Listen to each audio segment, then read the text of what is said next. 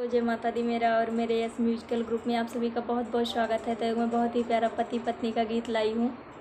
जैसा होगा आप लोग कमेंट में ज़रूर बताइएगा। पत्नी अपने पति से क्या कह रही है, आइए सुनाते हैं। आवाना घर पर देसी हो लगवा दीना एसी, आवाना घर पर देसी हो लगवा दीना एसी, आइल परेशानी बड़ा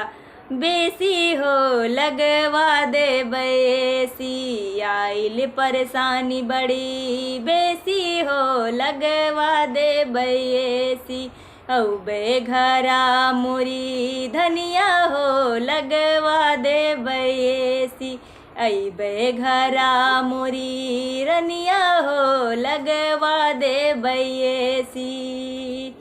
जब से गैला हो पिया तू बहरवा, निंदिया न आवे भइल बिनु सरवा,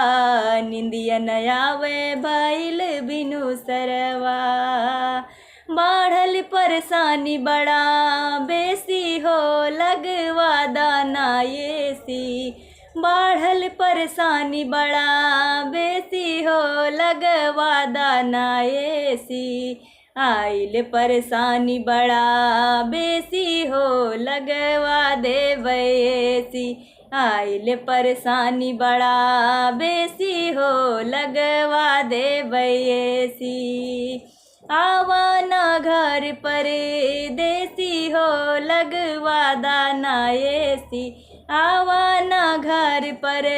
देसी हो लगवा दाना एसी, आइल परेशानी बड़ा बेसी हो लगवा दे बैसी, धीर धरा रानी घरा जल्दी अइबे, तोहरे मनवा के मनसा पुरैबे, धीर धरा रानी घरा जल्दी अइबे, तोहरे मनवा के मनसा पुरैबे, तोहरे मनवा के मनसा पुरैबे, दिल में उमंग अब ऐसी हो लगवा दाना एसी, दिल में उमंग बा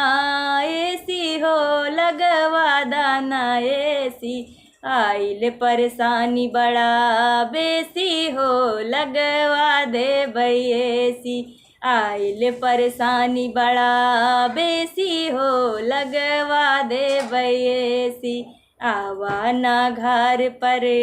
देसी हो लगवा दाना एसी, आवाना घर पर देसी हो लगवा दाना एसी, लागल बायसरा करवला गवनमा, सखिया सहेली सब मारे लितनमा, सखिया सहेली सब मारे मेहनमा, लागल बायसरा करवला गवनमा, सखिया सहेली सब मारे लितनमा, भइल समय अब बेसी हो लगवा दाना एसी, भइल समय अब बेसी हो लगवा दाना एसी, आवाना घर पर देसी हो लगवा दाना एसी, औबे घरा मुरी धनिया हो लगवा दे बैसी, औबे घरा मोरी रनिया हो लगवा दे बैसी।